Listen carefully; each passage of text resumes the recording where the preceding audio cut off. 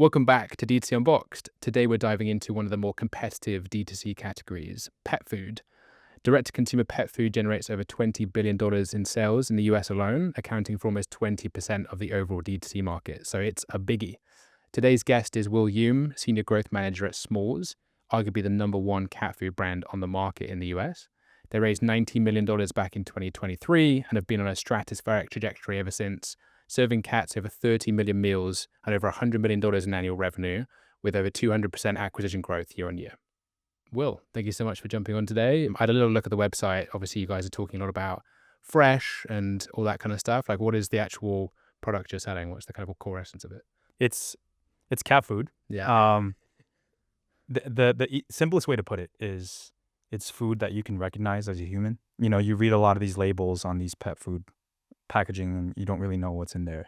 And with fresh, it's very transparent with what's in there, what proteins we're using. Is it beef? Is it turkey? Is it fish? We're very transparent about that. No fillers, no mystery meats. It's really the healthiest thing that you can feed cats outside of like raw food. I know cats, obviously, they're designed to eat meat. Is there like a founding story here, like any kind of emotive founding story, like why you guys started? What was the existing, the kind of origin story, I guess? This actually dates back to like thousands or millions of years ago when cats and humans started to develop a symbiosis, if you will. Cats and humans developed after like hunter-gathering kind of like phased out. Humans started to store their food in their homes, and cats needed a source of food. So cats and humans started to live together and started developing like a mutual relationship. And the reason why Smalls exists to kind of like bridge that history lesson is like cat food has been put on the back burner, and what cats need, what cats want, have been kind of like considered second class. And the pet industry really focuses on dogs and repackages what they think is best for cats. But that's not the case and really not optimal at all. Cats deserve to have what they need. They're obligate carnivores. They need real meat to survive and thrive. And that's why Smalls exists. And on your website, you talk a lot about big pet foods, like in your kind of why statement. That seems to be something that comes up quite a lot. Like, what is big pet food? Ooh. I won't name names, but big pet food refers to sort of like the conglomerates, the incumbents that have existed for upwards to like 100 years or so now. It refers to not just like the individual brands, but the idea that like cat food needs to be specific. It needs to be catered and tailored towards cats. And there's a lot of brands when you walk either through the deli, convenience store, or even like pet stores. You'll see the big name brands, and a lot of the food that they serve is highly processed, and that's what we're referring to as big pet food. It's the idea that like cats are second class, and we want to sort of like thwart that idea. So you're trying to bring forward, premium ingredients, high moisture, high meat content, giving cats exactly what they need to thrive. So I'm guessing if we relate that back to your growth program, like what's the main objective? Like, what are you guys trying to achieve other than growth, obviously? We want to put cat food at the forefront and even educate current cat owners, not just potential cat owners that are looking for options, that like there is a better option out there. And it's really a paradigm shift. And one of the hardest challenges about integrating into someone's lifestyle and habits and finances, it's very socioeconomic, but like spreading the message that cats deserve better, and cats deserve gently cooked ingredients. They need the whole proteins. They need moisture-rich diets to thrive. And renal disease is like an all-time high right now with cats, and one of the leading causes of death among cats or household cats.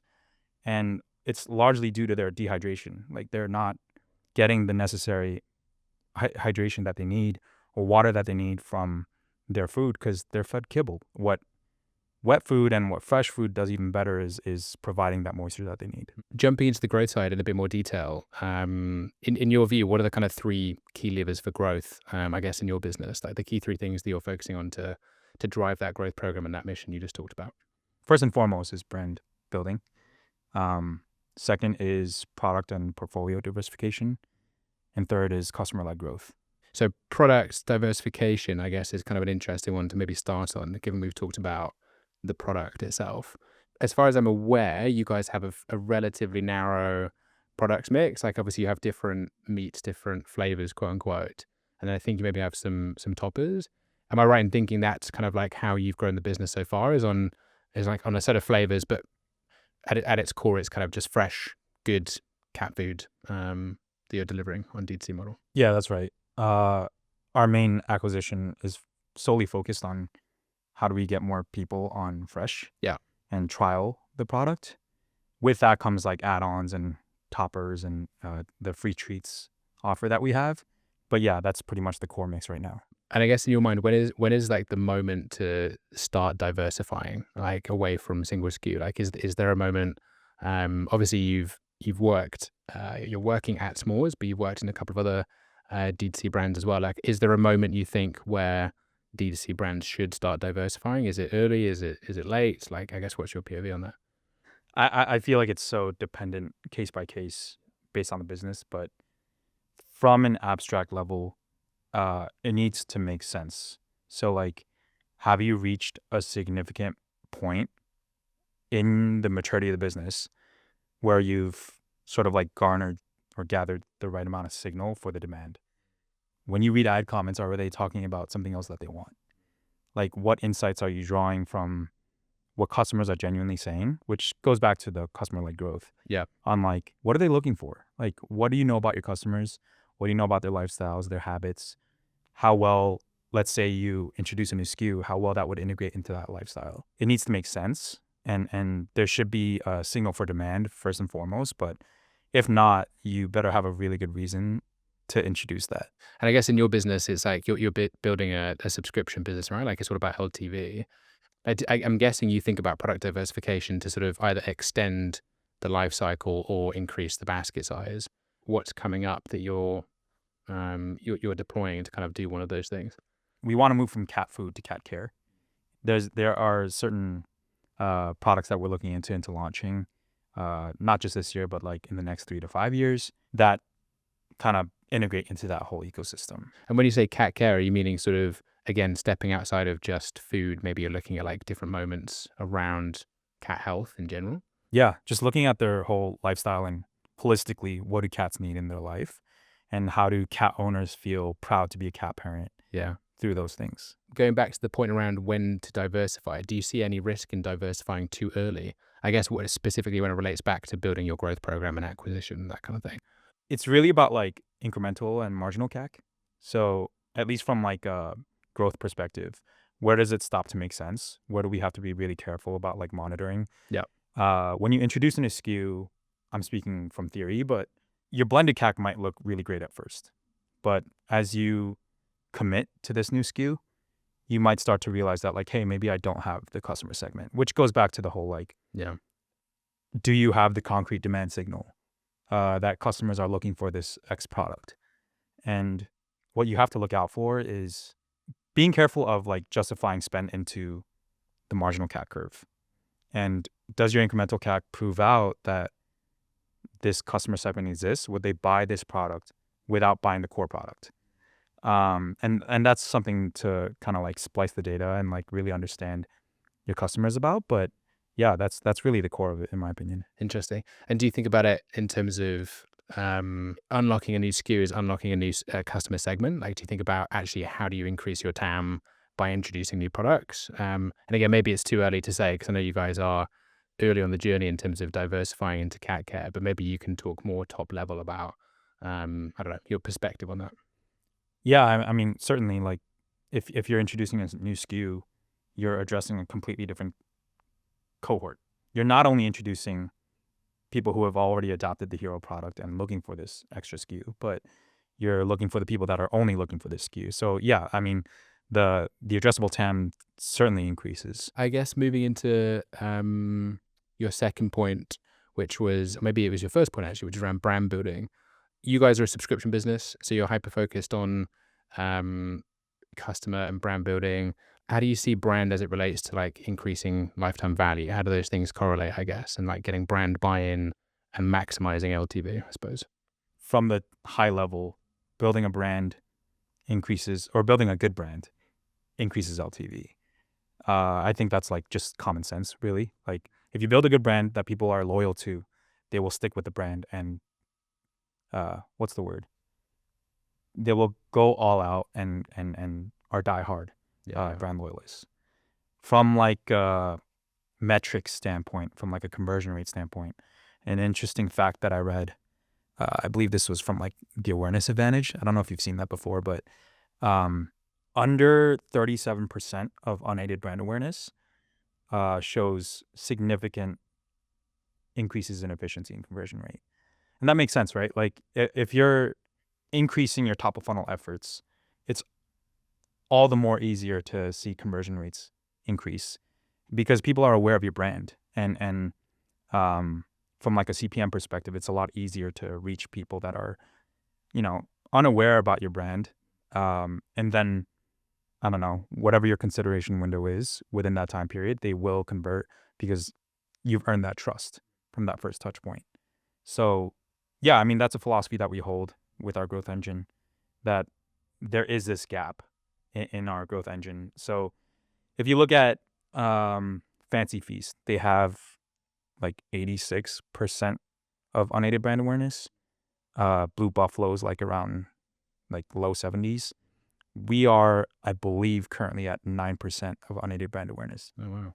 So there's this large gap, and we as a company see it as a big opportunity to increase our brand equity, our top of funnel efforts, whatever it might be, whether it's distribution or deploying on TV. There's this gap. So we see an upside in conversion rate, but also like there's this whole addressable market that don't know about us, and it's really a win-win scenario. And so, yeah, what are you guys doing in terms of top of funnel at the moment? Are you running TV? Like, what channels are you kind of activating? I think currently a lot of our top of funnel efforts are largely through our affiliate channels. We've piloted here and there TV efforts, but it hasn't clicked just yet. Right. A philosophy that I hold is like go big or go home with TV. Yeah. So you can't really pilot on TV and expect a return there, because there is no like concrete return on TV. You're reaching people that are probably have longer consideration periods. You're not reaching the audiences that you're used to on Meta, who are actively looking for or are at least like more willing to purchase. You're reaching reserved audiences, and that comes with patience. You really have to just go all out there, and that's something we're looking into potentially later this year. But largely, our current top of funnel efforts sit with our core channels. Got it. So yeah, how do you, so in terms of that above the line top of funnel or TV type stuff, how are you measuring success versus your direct response? Oh my gosh. The holy grail question. It really is a holy grail question. Like ultimately, it's, do you believe there's a return there? As a organization, you have to all be bought into the idea that we will burn cash activating these upper funnel channels, knowing that the brand equity we're building through these channels, through the creative, is going to give us the returns we're looking for down the road, whenever that may be. There's always this like halo effect as well, isn't there, of like launching upper funnel activity in terms of uplift in, well, reduction in CAC basically. I guess if you're looking at kind of overall marketing mix, and I guess I always think about relating it back to your P&L. Basically, it's like, what are you spending? What are you making? And assuming that there's like you're in the green, basically, then I feel like it's a good sign that whatever you're spending on is working decently well. Yeah. But I guess with the top of funnel activity, it's always difficult to look at the short term versus long term impact. I think that's the challenging bit, because it depends what frame of reference you're looking at. Because of that, you're really building consideration and awareness, which is interesting. Obviously, you guys run quite a big like DR program. Meta is a big channel for you. How do you think about like maintaining brand identity as it relates to your creative on paid? Loaded question. Something to caveat or give context around is our brand is not a marketing function. It's a company department. Brand touches every single touch point, every single department in how we not just in how we operate, but like how we think and how that bleeds into every single execution.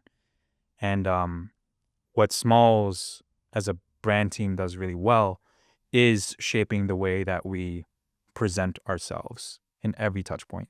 And it's not just from like the color palette that we use. It's what we say, how we say it. Yes, that includes like our design palette, but it's beyond that. It's like how our philosophy bleeds into speaking to the customers that are really looking for a solution for their cats. And yeah, I guess like an example of that is how we're shaping our messaging angles beyond just proliferating features, going even deeper than just benefits. Like how do we draw the insights from ad comments? How do we draw insights from like interviewing or paneling customers and taking those insights in order to strengthen our messaging angles? So yeah, I mean, something that we want to like double down on as a company. Yeah, I mean, having worked with you guys, it's pretty clear that you're thinking a lot about who your customer is, how you speak to them, how do you make that language feel really native and authentic to cat owners as well. And I think, to be honest, that's, yeah, I guess I see brand as a differentiator on paid. I think when everything is starting to look homogenized and AI is starting to, really make, um, yeah, AI slop is not, I'm not a fan of it. Yeah.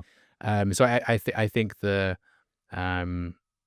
brand piece is actually a really powerful differentiator in terms of how your creative looks, how you communicate, and I think it's important to show up like that. I guess is that something that you've seen in terms of that brand lever? Do you see it as a differentiator for your business? 100%. Yeah.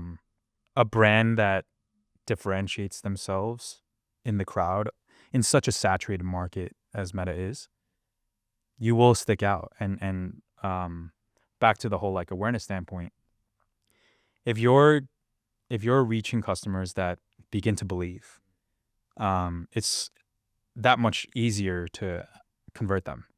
So yeah, I mean, it plays such a strong role. It's funny you bring up AI. AI is something that, as we all know, we have to build creative velocity on Meta, 2xing, 3xing, 5xing our creative output. But like, I think a lot of teams, if you don't take like a step back, like have a good temperature on like what direction you're moving in, you can easily lose a plot on what direction you're going in. And so as you're increasing velocity, you'll start to leverage AI tools and look for ways to cut corners. And that's something that like we're really against as a brand. Cats are, one, cats deserve better than that. And two, our quality of output just worsens. Yeah. It's very simple. Yeah. So yeah, the level of care that we put into our creative, it's something that we like have a heavy focus on. Yeah. How do you think about, and like, how have you pivoted your strategy to accommodate for Andromeda? Like, what's the thought process? What are the key levers you think you're deploying, I guess, to mitigate the impact of that and build an account that's going to be successful in 2026? That really comes from our customer-led growth pillar. One thing we want to kick off in Q2 and for the rest of the year is how do we leverage insight-led messaging? And that sort of like bottom-up philosophy will feed to in like what concepts we're diversifying into. Obviously, like there are DR concepts that are table stakes. We have to have comparison tables. We have to have us versus them. We have to have, I don't know, reply to comments that are working really well. But beyond that, how do we strengthen the way, the formats that we're diversifying into? And that just takes strong research and rigor and discipline and like staying on top of things. Yeah. So I guess, is that kind of a case of you're looking at your customer data, you're doing post-purchase surveys? I don't know. Are there any other kind of like specific tools or things that you're doing to capture that information and to really kind of bring it into the forefront of your strategy? Yeah, I mean, thankfully with tools like Claude, you're able to scrape ad comments. Something I'm figuring out right now, so I don't want to speak like I've done it before, but there are tools out there where you can scrape ad comments. And one of the things we want to kick off in Q2 is field studies.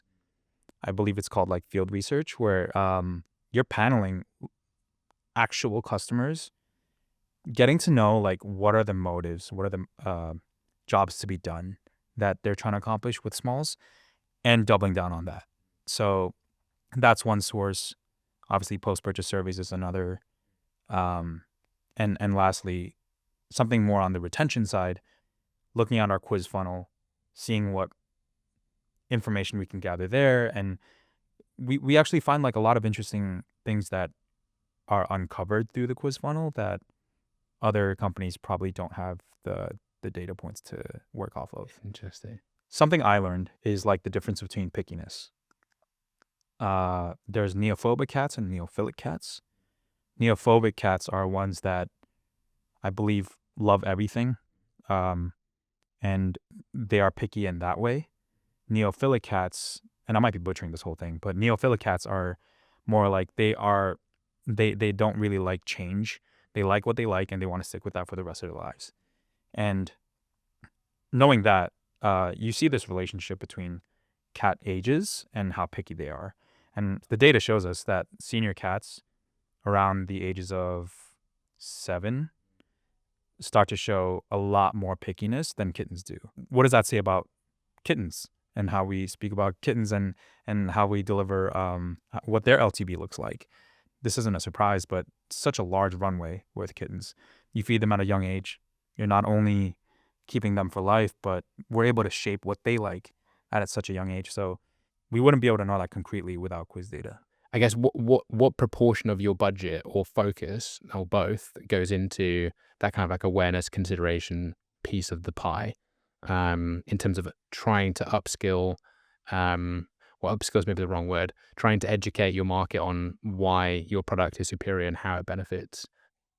Yeah, I don't know if I can say like a hard percentage of like Yeah. what goes into awareness versus like our bottom of funnel, but like this paradigm shift, this like belief system that we're trying to disrupt, it has a hand in every single touch point.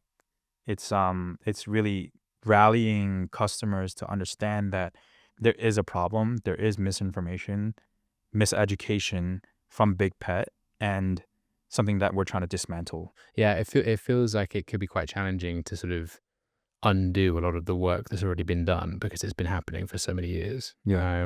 So yeah, my assumption is Meta is your primary channel in terms of full funnel advertising. Are there any other channels that you're using for this kind of awareness consideration piece, which obviously feels like a big, as it relates to category education, channel mix is obviously really important. So yeah, what are you kind of using? What does your mix look like? We have a slew of initiatives on the brand side that we're kicking off this year. Other things we're focusing on for 2026 is relaunching TV, and like there are active conversations right now internally about, again, like back to the rallying point, like it takes the whole village to double down on TV Yeah. correctly, and those are probably like the channels that we're looking at to build that awareness. But what we're also counting under that is like how are we distributing ourselves on retail. So like I don't have like the X number of growth that we've had on retail, but it's been a lot.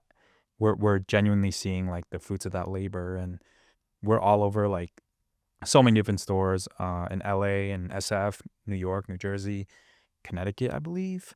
I that's like a huge brand play too. Like having smalls on the shelf in a physical store means a lot, and it's a credibility and validity play, and something we're doubling down on too. How do you see that kind of correlation between like effort in retail and like the outcomes you get in your growth marketing program? Like, do you see any correlation there, or does the business think about that in any particular way in terms of how those two channels correlate? I wouldn't say it's like a priority for Yeah. acquisition. Something like we have to watch out for. They are two operations that work in silo, but for instance, there was a massive surge in sales in SF recently, I think in the past month or so. We were curious, like, oh, did our advertising increase in that geo, in that DMA? And shortly before I left, so I actually couldn't look into this, but yeah, just something to monitor. Okay. Really. Groovy. All right. Well, I think we covered a lot of ground. I have a question around brand, I guess more like generally. So it does feel like in the pet category, brand is definitely a big lever. Like if I think about Farmer's Dog, Sundays for Dogs, I think Native for Pets is very good at this as well. It does feel like they're all trying to make their creative looks stylistically very different.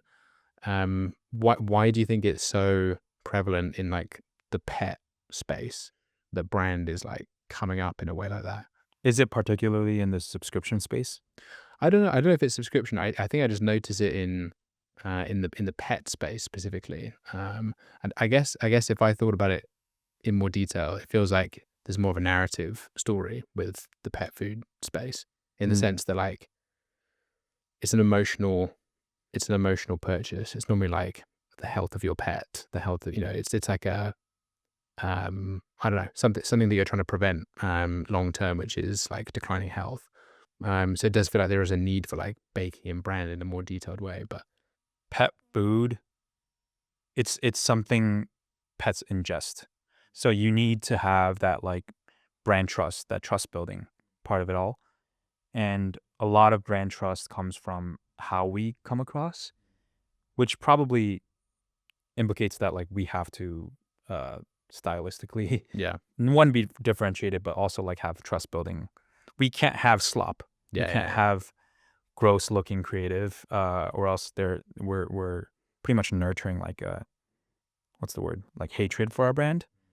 I think pet food on performance creative sees a lot of opposition in the ad comments and how people receive, because they're very guarded over their pets, and it's pets that can't speak up for themselves. So the owners are probably looking into like what is the most trustworthy, authentic brand for their pet, and I think it comes down to trust. yeah. I think there is a high level of like skepticism, isn't there, of like Yeah. feeding your pet something that's dodgy.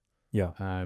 Okay. So I guess heading to the end of the episode, there's a couple of questions I guess we always like to ask, but yeah, in terms of, has there been a moment like so far in your growth journey with Smalls that you've come up against something like a specific challenge, or I don't know, a moment that was just very, very difficult? Yeah, is there anything that kind of comes to mind? And yeah, I guess how did you overcome it? Yeah, the overarching challenge, and I think this is somewhat common in the D2C industry, is that like you are changing people's beliefs, the paradigm shift that I keep talking about. It's such a hard thing to do. It's such a hard thing to convince people that what they're doing is wrong. And that's not necessarily the core message. It's that like there's a better way, and changing people's habits, their lifestyles. We want to be really careful about like criticizing where people put their dollars. It's, choosing kibble over wet food is sometimes a lazy option. A lot of cat owners, their prime motive to adopt cats is because of how low maintenance they are. One, that's like so not the case. But two, it's also like all they can afford. So like we want to be very careful about how we present fresh as an alternative option. But yeah, just this whole like shifting in what they're integrating into the lifestyle, and what they're paying for is such a hard thing. And that's probably the number one challenge with Smalls right now, is that like there's so much misinformation and undoing of hundreds of years of big pet, ruining our perception of like what cats need, dismantling the idea that like cats are low maintenance, they are second class. Cats and cat owners really are sort of like put on the back burner. We are not considered as like a primary motive, like a lot of dog food. I think one thing I do want to talk about is like our founder introduced to us like this idea of pink and shrink. I don't want to call out which athletic brand it was, but there was when they were developing sports clothing for females, they took male clothing, shrunk it, and made it pink. That's so interesting. And that analogy paints such a good story of like what's happening in the cat space. They will literally repackage dog food and treat that as, oh, this is like good for your cats. And we see that with, I believe it's a company called Sprats, with Purina. They're like repackaging from like cereal machines, saying that this is like a good and healthy option for cats, but that's like so not the case. And that's the idea that we want to dismantle. Like it's a upheaval of sorts of like, hey, there's something like seriously wrong with the pet food industry, and like pet owners have to know what we believe in. It's okay if you don't adopt it, but at least get the message out there.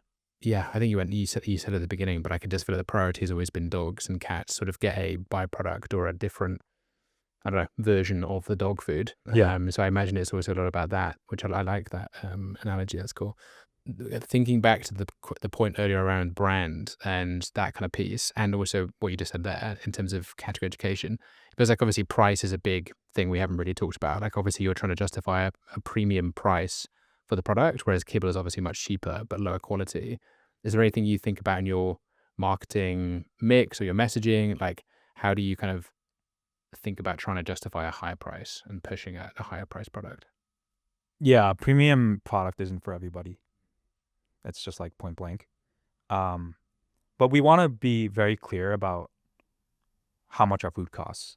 But it's so hard. And something we read in our comments is like, why are you guys not transparent about how much your product costs? What they want is like a PDP with like a clear price and options and Yeah. which variants cost how much. But we just simply can't do that because we're tailoring to every single cat based on the data you're giving us.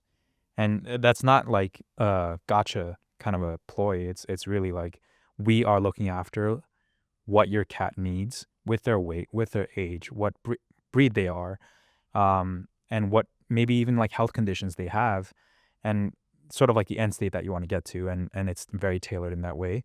But yeah, I mean, when it comes to price, we try to be as transparent, like showing how much it costs per day, how much it costs per meal, pitting that up against like how much your Netflix subscription costs, how much your Starbucks coffee costs, and like it's very comparable, and we're trying to contextualize that in their daily life. So that's something we're trying to do. Super cool. And I guess just to kind of wrap up, going back to your three growth levers, which was brand building, consideration, product diversification, roughly.